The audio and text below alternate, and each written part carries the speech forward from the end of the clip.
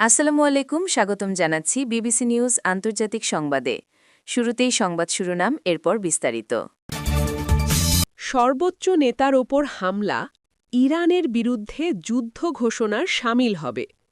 ইয়েমেনে গোপন কারাগার পরিচালনার অভিযোগ অস্বীকার আরব আমিরাতের। মাদুরোর অপহরণে সহায়তা ছিল ভেনেজুয়েলারই মন্ত্রীর। ট্রাম্পের শান্তি বোর্ডে যোগদানের আমন্ত্রণ নিশ্চিত করল চীন। দর্শক, এতক্ষণ শুনছিলেন সংবাদ শিরোনাম। এখন বিস্তারিত। আপনি যদি ইসরায়েলের ধ্বংস চান এবং মুসলিমদের পাশে থাকেন, তাহলে ভিডিওতে লাইক করে চ্যানেলটি অবশ্যই সাবস্ক্রাইব করে দিবেন এবং আপনার মূল্যবান মতামত অবশ্যই কমেন্টে লিখে জানিয়ে দিবেন। এখন বিস্তারিত। সর্বোচ্চ নেতার উপর হামলা, ইরানের বিরুদ্ধে যুদ্ধ ঘোষণার সামিল হবে। ইরানের সর্বোচ্চ নেতা আয়াতুল্লাহ আলী খামেনির ওপর যে কোনো হামলা তেহরানের বিরুদ্ধে যুদ্ধ ঘোষণার সামিল হবে বলে হুঁশিয়ারি দিয়েছেন দেশটির প্রেসিডেন্ট মাসুদ পেজেশকিয়ান। রোববার ১৮ জানুয়ারি সামাজিক যোগাযোগ মাধ্যম এক্সের এক বার্তায় এমন হুঁশিয়ারি উচ্চারণ করেন তিনি।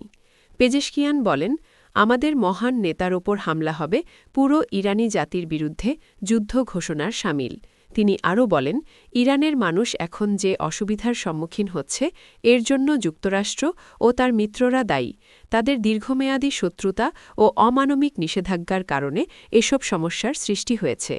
ইরানি প্রেসিডেন্ট এমন এক সময় এই মন্তব্য করেন যখন মার্কিন প্রেসিডেন্ট ডোনাল্ড ট্রাম্প ইরানের সর্বোচ্চ নেতা খামেনিকে অসুস্থ মানুষ হিসেবে আখ্যা দিয়েছেন। একই সাথে তিনি ইরানকে বিকল্প শাসক খোঁজার জন্য উস্কানি দিয়েছেন।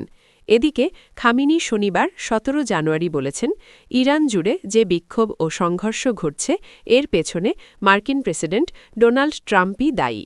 অর্থনৈতিক পরিস্থিতির অবনতি এবং জাতীয় মুদ্রা রিয়ালের রেকর্ড অবমূল্যায়নের প্রতিবাদে সরকারবিরোধী বিক্ষোভ গত মাসের শেষের দিকে তেহরানে শুরু হয় এবং ধীরে ধীরে ইরানের অন্যান্য শহরেও ছড়িয়ে পড়ে।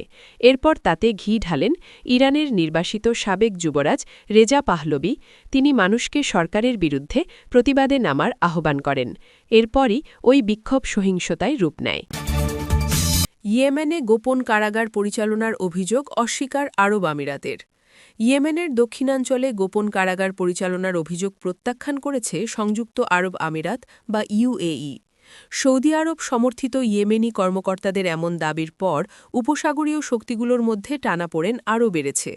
সংযুক্ত আরব আমিরাতের প্রতিরক্ষা মন্ত্রণালয়ের এক বিবৃতিতে বলা হয়েছে, এসব অভিযোগ ইচ্ছাকৃতভাবে সাজানো এবং সত্যকে উপেক্ষা করে রাজনৈতিক এজেন্ডা এগিয়ে নেয়ার নির্লজ্জ চেষ্টা।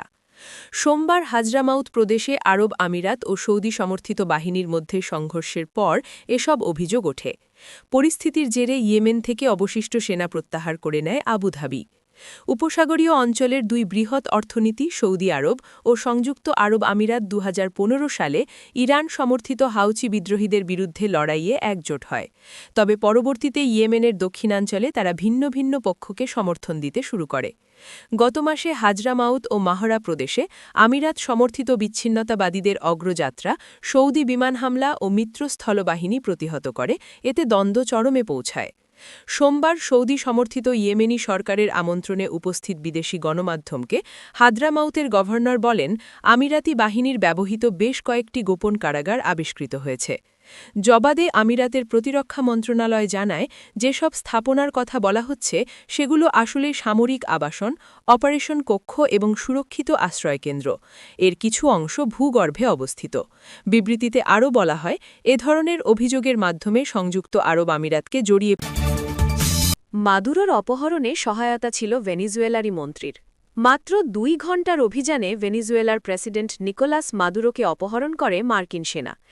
একাধিক সংবাদ মাধ্যমের খবর অনুযায়ী ভেনিজুয়েলায় মার্কিন অভিযানের কয়েক মাস আগে থেকেই ওই দেশের স্বরাষ্ট্রমন্ত্রী ডিওসডাডো কাবেওর সাথে যোগাযোগে ছিল মার্কিন গোয়েন্দাদের। সংবাদ মাধ্যমের রিপোর্টগুলোতে দাবি করা হচ্ছে, মাদুরোর নিরাপত্তা বলয়সহ বিভিন্ন গোপন তথ্য আগে থেকেই আমেরিকার হাতে চলে গিয়েছিল, আর এসব কিছু ফাঁস করেছিলেন ভেনিজুয়েলার সাবেক প্রেসিডেন্টেরই ঘনিষ্ঠ কেউ।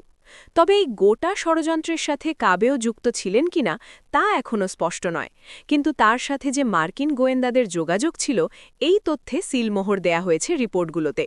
গত ২ ডিসেম্বর গভীর রাতে স্থানীয় সময় মাদুরোকে অপহরণ করে মার্কিন সেনার ডেল্টা ফোর্স। ভেনিজুয়েলায় মাত্র ২ ঘণ্টার অভিযানে প্রেসিডেন্টের বাসভবনের শোয়ার ঘর থেকে সস্ত্রীক মাদুরোকে তুলে নিয়ে গিয়ে বন্দী করা হয়। এই অভিযানের নাম ছিল অপারেশন অ্যাবসোলিউট রিজলভ। বর্তমানে মাদুরো এবং তার স্ত্রীকে রাখা হয়েছে নিউ ইয়র্কের কুখ্যাত ব্রুকলিন জেলে। মাদুরোকে বন্দী করার পর আমেরিকা জানায় নিউ ইয়র্কের আদালতে তার বিচার হবে। ট্রাম্পের শান্তি বোর্ডে যোগদানের আমন্ত্রণ নিশ্চিত করল চীন। বেইজিং আজ মঙ্গলবার নিশ্চিত করেছে যে চীনকে মার্কিন প্রেসিডেন্ট ডোনাল্ড ট্রাম্পের শান্তি বোর্ডে যোগদানের জন্য আমন্ত্রণ জানানো হয়েছে। চীনের পররাষ্ট্র মন্ত্রণালয়ের মুখপাত্র গুয়ো জিয়াকুন নিয়মিত সংবাদ সম্মেলনে বলেন, চীন মার্কিন যুক্তরাষ্ট্রের আমন্ত্রণ পেয়েছে, তবে বেইজিং সেই আমন্ত্রণ গ্রহণ করবে কিনা তা তিনি স্পষ্ট করেননি। বোর্ডটি মূলত যুদ্ধবিধ্বস্ত গাজা পুনর্গঠন তত্ত্বাবধানের জন্য তৈরি করা হয়েছে, তবে এর সনদে এর ভূমিকা কেবল দখলকৃত ফিলিস্তিনি ভূখণ্ডেই সীমাবদ্ধ থাকবে এমন কোনো ইঙ্গিত নেই। ওয়াশিংটন ট্রাম্পের সভাপতিত্বে গঠিত ওই বোর্ডে যোগ দিতে বিভিন্ন দেশের নেতাদের অনুরোধ করেছে। যাদের অনুরোধ করা হয়েছে তাদের মধ্যে রয়েছেন রাশিয়ার প্রেসিডেন্ট ভ্লাদিমির পুতিন, হাঙ্গেরির প্রধানমন্ত্রী ভিক্টর অরবান এবং কানাডার প্রধানমন্ত্রী মার্ক কার্নি। গুয়ো বলেন, গত বছর চীন মার্কিন সম্পর্ক সামগ্রিকভাবে স্থিতিশীলতা অর্জন করেছে, যদিও বাণিজ্য যুদ্ধের ফলে উভয় দেশ একে অপরের পণ্যের ওপর একই রকম শুল্ক আরোপ করেছে। সাংবাদিকদের বলেন গুয়ো, গত ১ বছরে চীন যুক্তরাষ্ট্র সম্পর্ক উত্থান পতনের মধ্য দিয়ে গেছে, তবে সামগ্রিকভাবে তা গতিশীল স্থিতিশীলতা বজায় রেখেছে। তিনি আরও বলেন, চীন এবং মার্কিন যুক্তরাষ্ট্রের মধ্যে সহযোগিতা উভয় পক্ষের জন্যই লাভজনক, অন্যদিকে সংঘর্ষ উভয় পক্ষের জন্যই ক্ষতিকর।